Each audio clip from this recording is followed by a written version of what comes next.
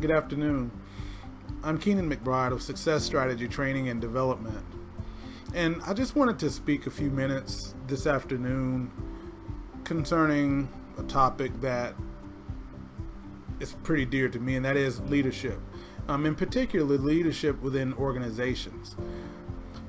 I was reading an article, it was an older article in a Forbes magazine, and it concerned leadership principles. There was an interview actually of Mr. Richard Branson, the founder of Virgin Group, and that article was delving into his ideas of leadership and the most important principles that he adheres to when selecting leaders within his organization.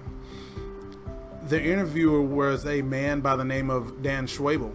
He was a contributor to the magazine, and one Q&A section of that interview really caught my attention and got me thinking, and I want to read it to you directly. It went as follows.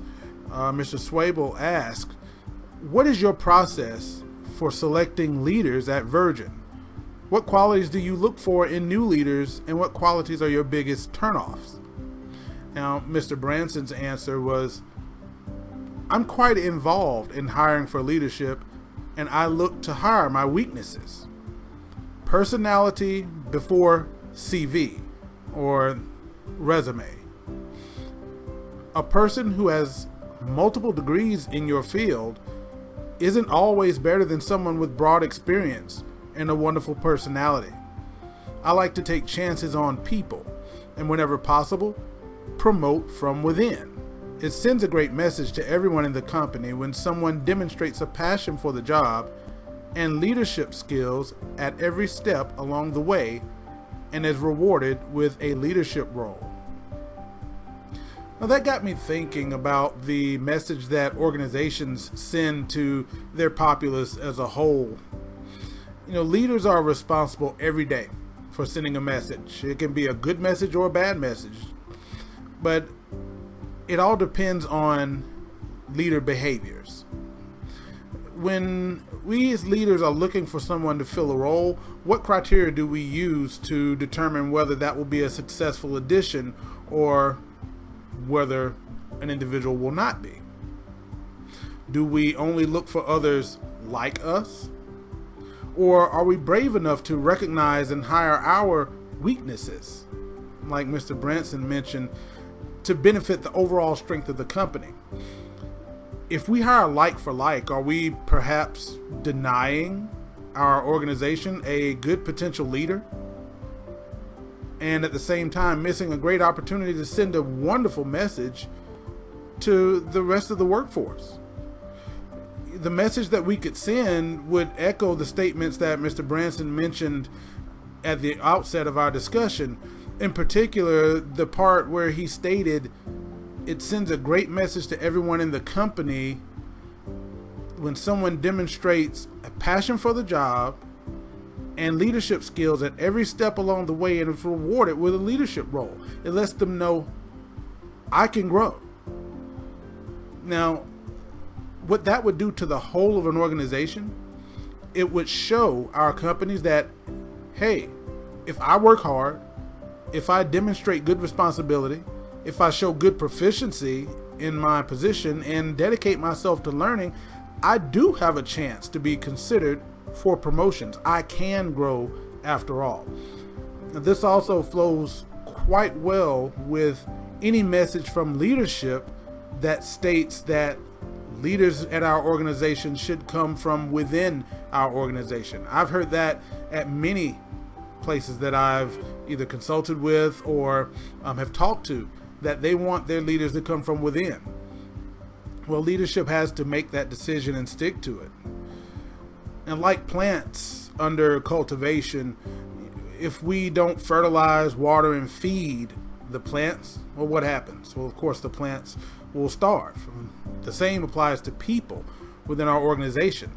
If we don't train them, if we don't follow up, if we don't encourage them, and if we don't empower them, then the drive, the determination, the excitement, the morale of the person will diminish. Part of good leadership, after all, is growing and developing others. Would you not agree? And that is helping them to reach their potential. To do that really means we need to create opportunities for learning and for development within the business. That could be by means of external opportunities for education or internal education. It could be giving them opportunities for gaining knowledge through internal workshops or external workshops, hands-on projects, or involvement in team decisions. Given the opportunity that we have right now, or the challenge rather that we have right now with learning and development, adapting to this new virtual normal can still create opportunities to help people grow, because the capabilities are there to adapt and evolve the way that we do our learning and development. We can't allow learning and development to crash and burn because of a new normal. That would no doubt drag us back. So the need is still there to educate, empower, and develop our people. It's really at the root of all companies that have made the leap from good to great, to quote one of my favorite business publications.